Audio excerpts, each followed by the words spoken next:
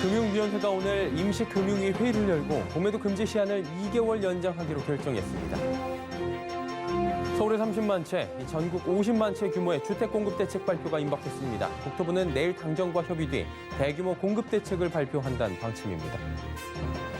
지난해 코로나19로 비대면 거래가 늘어나며 온라인 쇼핑 거래액이 사상 최대치를 기록한 것으로 나타납니다. 최근 집값이 급등한 서울과 세종 등 일부 지역에서 집값 버블 위험이 있다는 국토연구원의 분석이 나왔습니다. 센 경제라이브 시작합니다.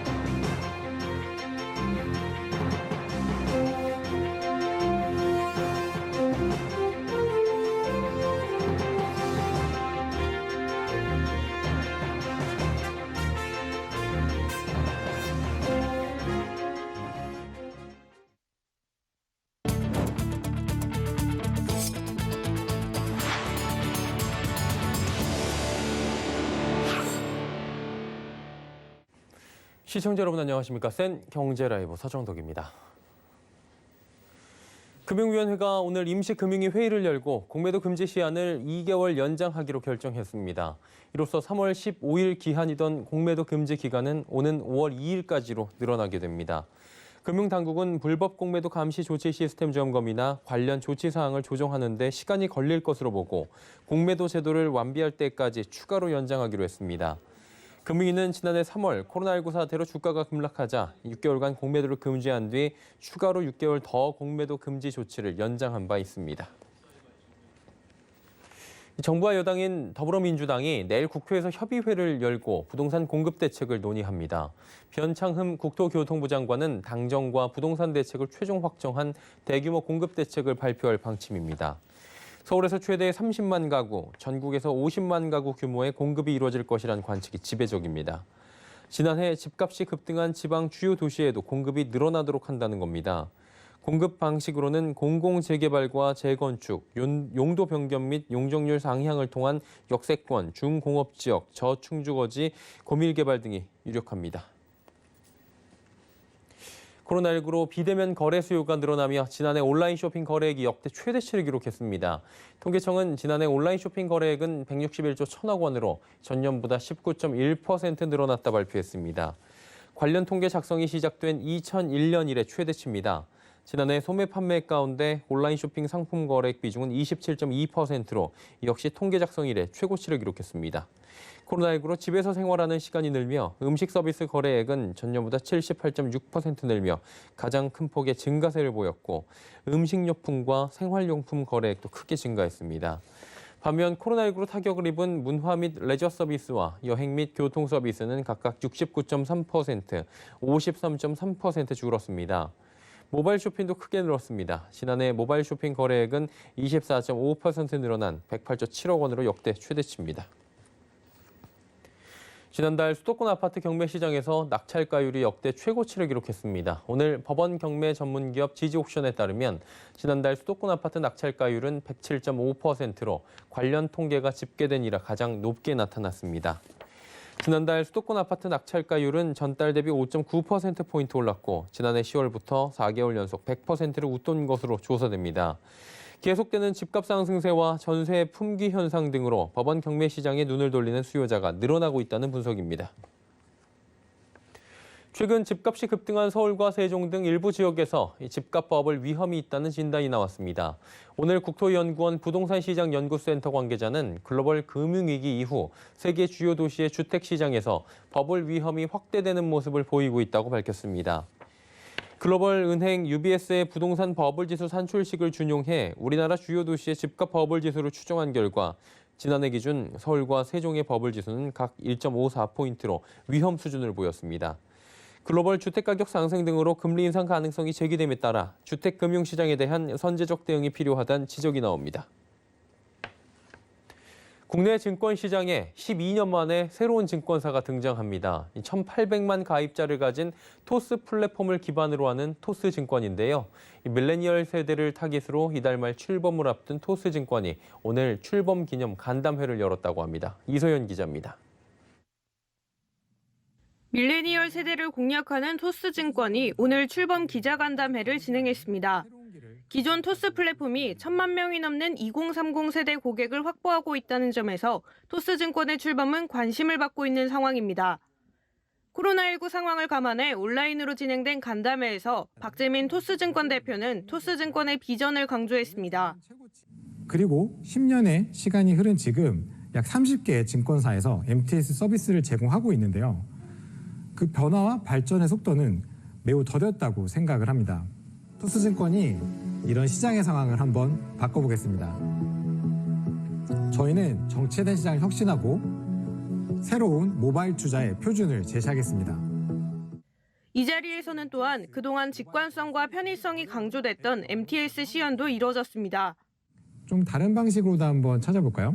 토스증권에서 비비고를 검색을 하면 비비고 브랜드에 관련된 회사로 CJ제일제당과 CJ 시푸드가 있다는 것을 발견할 수 있습니다. 이 TICS를 통해서 토스증권을 이용하는 모든 고객들은 궁금한 산업을 찾아보고 관련된 회사를 쉽게 파악할 수 있도록 설계되었습니다. 지점이 없는 모바일 증권사, 그리고 밀레니얼 세대 공략이라는 두 가지 키워드로 압축된 토스증권의 출범. 국내 증권시장에 12년 만에 등장한 신생증권사에 시장은 기대감을 나타내고 있습니다. 실제로 토스증권의 MTS는 사전 이용 신청 엿새 만에 신청자 20만 명을 돌파했습니다.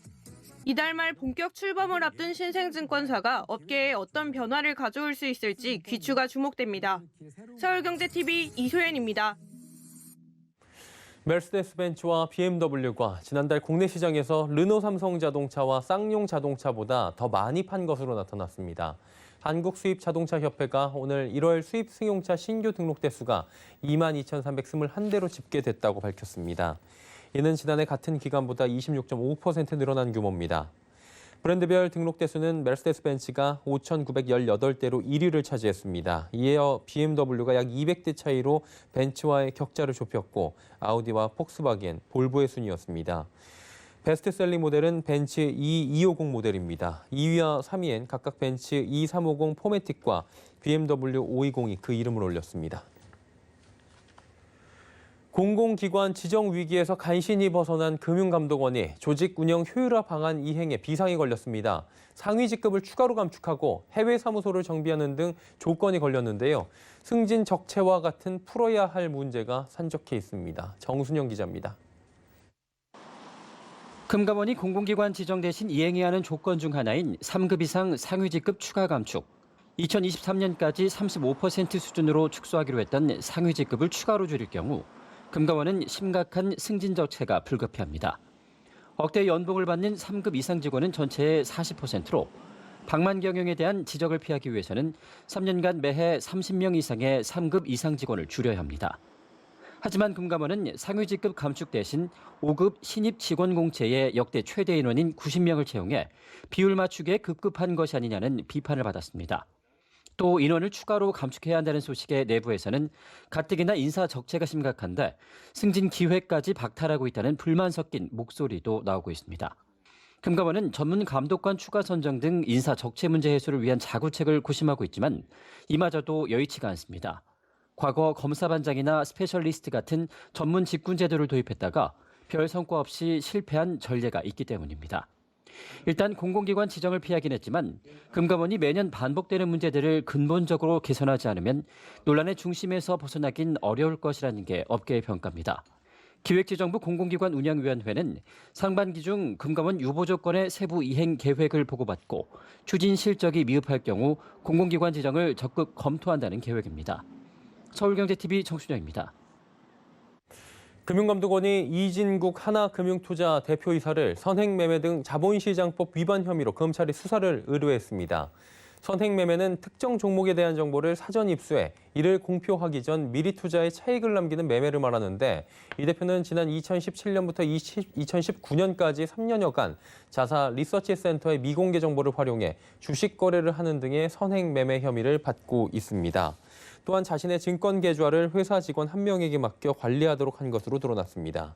이에 이 대표는 오늘 입장문을 내고 논란에 대해 송구스럽게 생각한다며 대표이사로서 챙겨야 하는 각종 행사 등 주요 현안들로 인해 직원에게 해당 계좌를 맡기게 된 것일 뿐 금감원에서 제기한 혐의와 관련해 매매에 관여한 사실이 없다고 해명했습니다.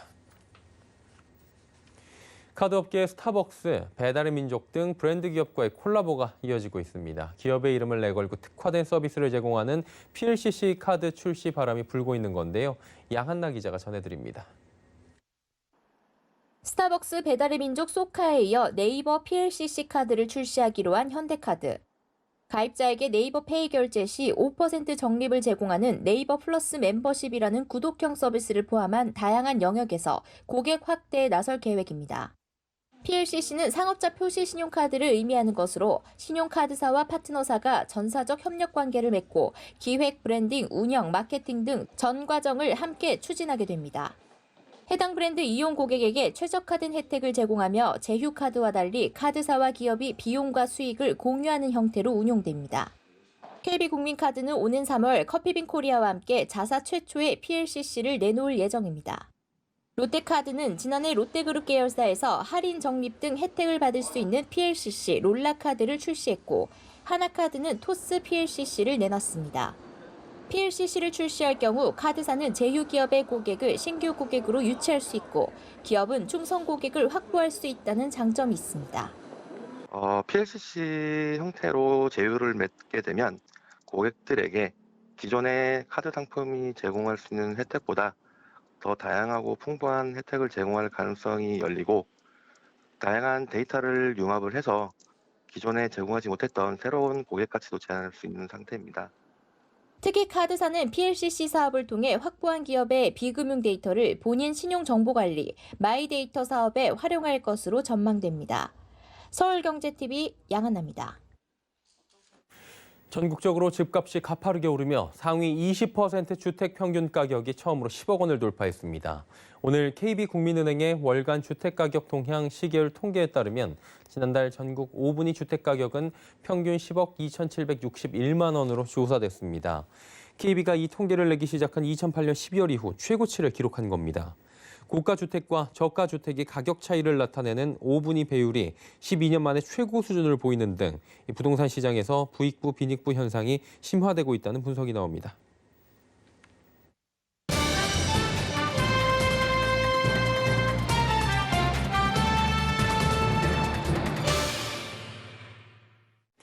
코로나19 장기화로 자영업자와 소상공인의 어려움을 위해 손실보상제를 검토하라. 문재인 대통령의 지시에 따라 현재 정치권에선 논의가 추진 중인데 지원 대상 등 형평성 논란이 계속되고 있는 상황이죠. 그렇다면 이 손실보상제가 왜 논란이 되고 있는지, 소상공인을 위한 절충안은 없는지 경제산업부 윤다혜 기자와 짚어보도록 하겠습니다. 윤 기자 나와 있습니까? 네, 안녕하세요. 논란이 되고 있어요. 손실보상제 먼저 설명을 좀 부탁드립니다. 네, 손실보상제는 코로나19로 인한 정부가 내린 영업 제한 조치로 피해를 입은 소상공인들의 손실을 보상해주는 제도를 말합니다. 손실보상제는 제도화를 추진 중이기 때문에 실현되면 국가는 지급하고 당사자는 청구할 권리가 생기게 됩니다. 그동안 지원에 초점을 맞춘 재난지원금과는 차이가 있습니다.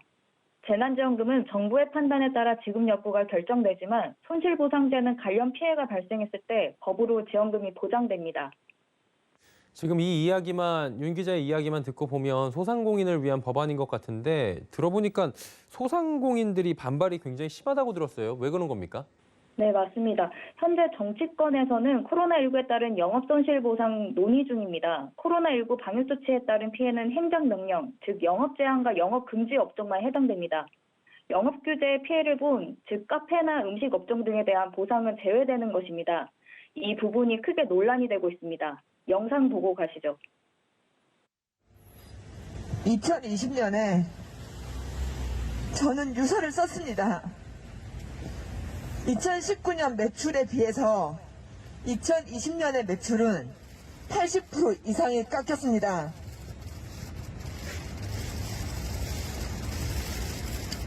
매달 3천만 원이라는 빚을 내가면서 1년을 버텼습니다. 정부에서 말하는 K 방역으로 다음 달이면 괜찮겠지 하고 버틴 이 세월이 저한테 2020년에 1억 5천이라는 빚을 만들었습니다.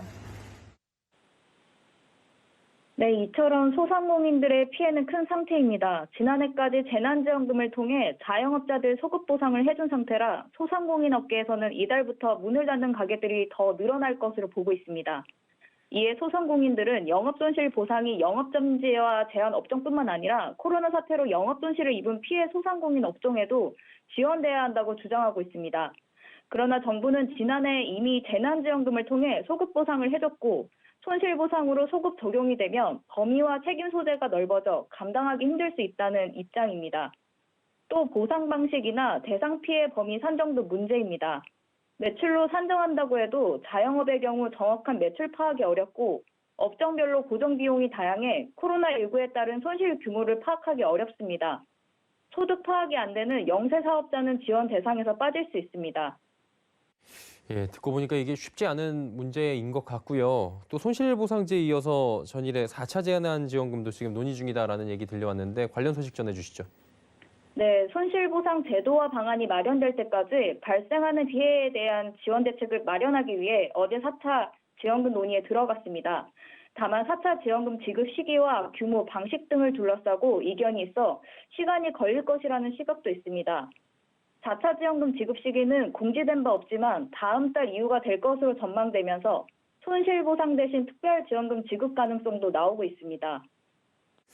그리고 뭐 중소벤처기업부 장관 후보자 권칠승 후보자의 인사청문회 중인 걸로 알고 있는데 손실보상제에 대한 입장을 밝혔다면서요. 네, 앞서 권칠승 후보자는 손실보상제 추진에 공감하면서도 속도가 중요하다고 언급했습니다. 권칠승 후보자는 코로나19로 인한 피해가 소상공인에 집중되는 게 문제라며 재정이 가진 한계도 감안해야 하고 손실의 차이도 제각각이고 아무리 정교하게 짜도 사각지대가 있을 수밖에 없다고 말했습니다. 손실보상의 소급 적용에 대해서도 법 적용이 필요한 상황이라며 명분이나 절차보단 자영업자에게 실질적인 도움이 되는 방안을 고민하겠다고 말했습니다. 다만 손실보상의 법적 테두리를 갖추는 데 시간이 좀 걸릴 것으로 보인다며 추가 경정 예산을 통해 4차 재난지원금을 지급하는 방식이 가장 빠를 수 있다고 덧붙였습니다. 최대 월 24조 원의 막대한 재정이 들어갈 것으로 예상되는 만큼 절충안을 이끌기 위해선 충분한 사회적 합의가 필요하다는 지적입니다. 업계 전문가 얘기 들어보겠습니다. 어떤 정부가 어떻게 업종의 손실을 파악하겠다는 일단 기준을 좀 명확히 설정할 필요가 있지 않느냐. 그러니까 그리고 그 기준 설정 과정에서 약간의 공청회라든가 약간의 여론을 좀 수렴해서 그렇게 국민적인 합의랄까요? 그런 절차를 빨리 마련해서 그런 가이드라인이죠. 기준들을 빨리 정해서 그에 따라서 어떻게 보상하겠다라는 논의를 좀 공개적으로 할 필요가 있지 않느냐. 그냥 그것을 숨어서 이렇게 하다 보면 불투명하다고 생각하고 불투명한 거에 대해서는 불공정하다고 오해를 사게 되고 소상공인분들, 자영업자분들 지금 굉장히 힘든 시기인 겁니다. 빠른 시일 내로 업종 규모별 명확한 기준이 마련돼야 될 거고요. 손실을 좀 보상받을 수 있도록 정부의 노력들 더 필요해 보이는 시점입니다. 손실보상제에 대한 이야기 나눠봤습니다. 경제산업부 윤다혜 기자입니다. 고맙습니다. 네, 감사합니다.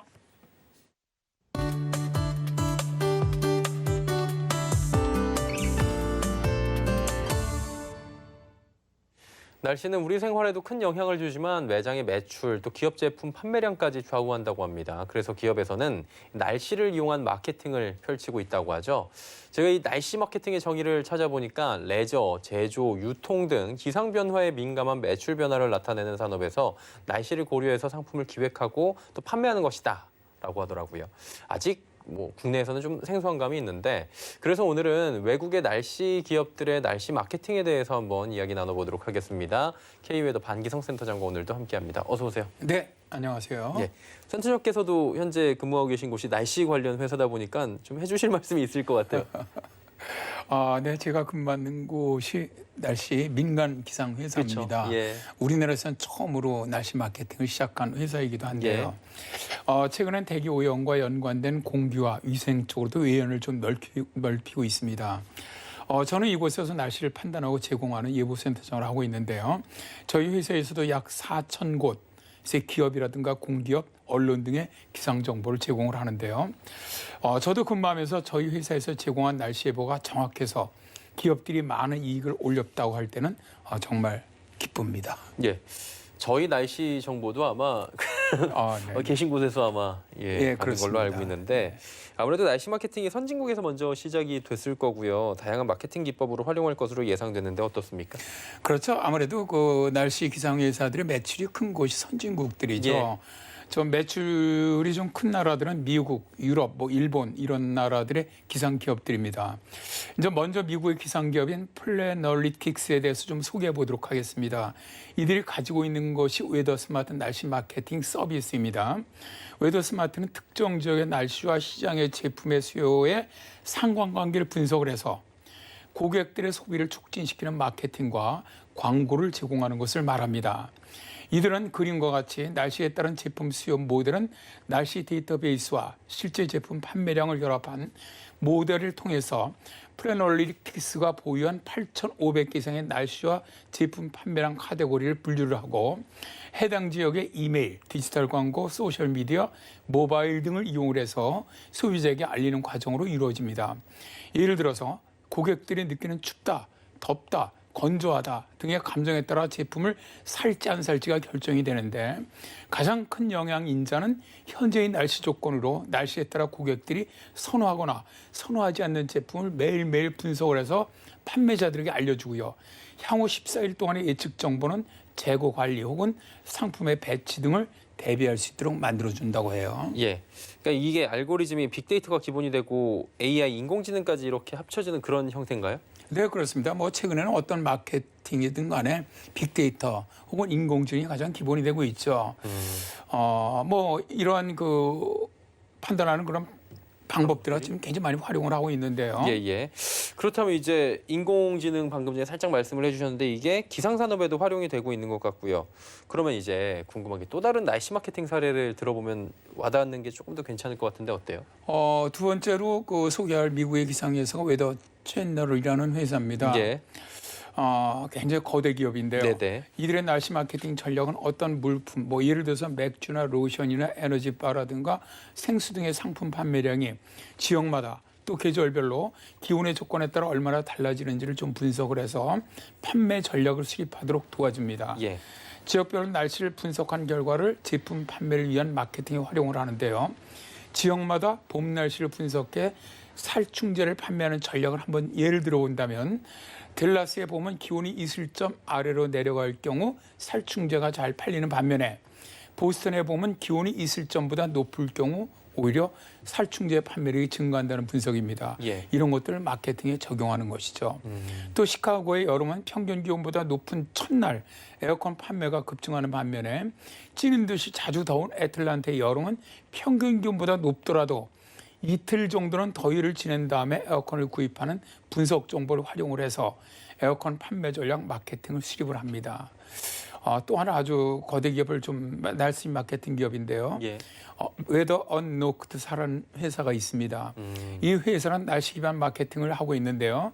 소비자가 제품을 구입하는 의사결정에 아주 가장 중요한 요인으로 경제력과 함께 날씨를 선정해서 사람들이 언제 어디를 가는지 무엇을 먹는지 무엇을 사는지 영향관계를 분석을 해서 마케팅에 활용하게 만드는 겁니다. 구체적으로는 날씨에 따라 소비자의 감정이라든가 구매 의도를 실시간으로 파악을 하면 판매자가 마케팅 전략을 수립을 해서 소비를 촉진시킬 수 있다는 것이죠. 예를 들어서 그림과 같이 햇빛이 내리쬐는 경우에 사람들은 제품을 사거나 서비스를 받는데 돈을 지불할 용의가 56% 정도 늘어나는 것을 마케팅에 이용한다는 겁니다. 예, 선진국들의 이런 대기업들은 또 엄청나게 이용들을 하고 있었네요. 네네. 자, 오늘은 선진국들의 날씨 마케팅에 대해서 이야기 나눠봤습니다. K웨더의 반기성 센터장이었습니다. 고맙습니다. 네, 감사합니다.